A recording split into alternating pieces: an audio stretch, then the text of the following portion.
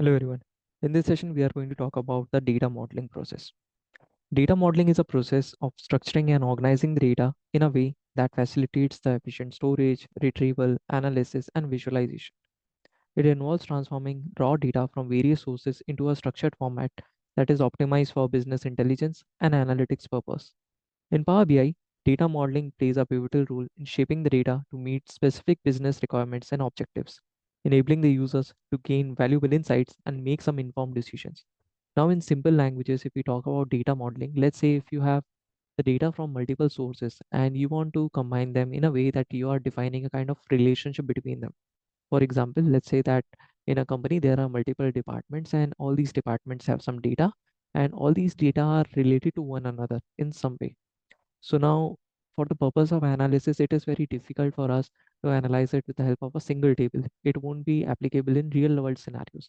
So we need to connect multiple tables along with it, and we also need to define some relationship between them so that we can connect those tables. So that whole process would be named as data modeling.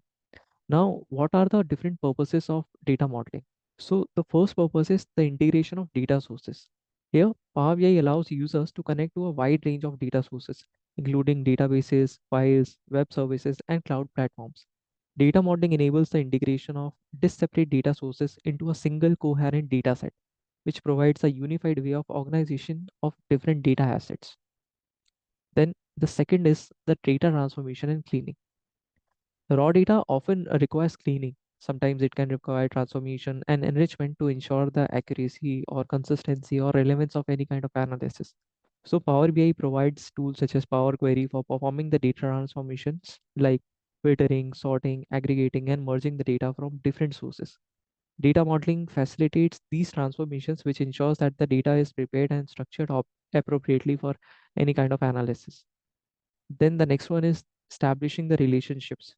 And as I have told you, many real world data sets will consist of multiple related tables that need to be linked together for comprehensive analysis.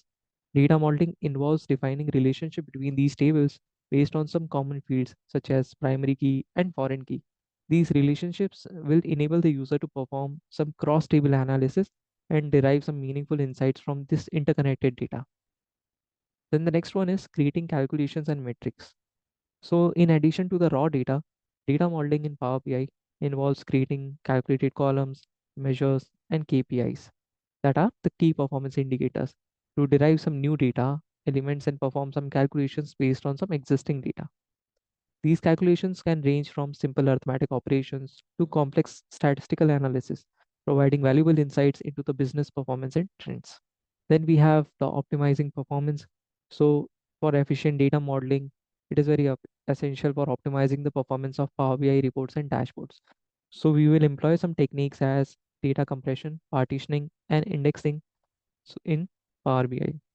Then the next one is supporting business analysis and decision making. So these are some of the purposes of the data modeling. And in summary, we can say that data modeling is a critical component of Power BI ecosystem, which will enable the users to transform their raw data, and it would also help connect those data to create some meaningful relationships so that we can use it for the purpose of visualization or creating some tables, which gives us the cross table information. So in the next upcoming sessions, we will be talking about some more components of data model. Thank you.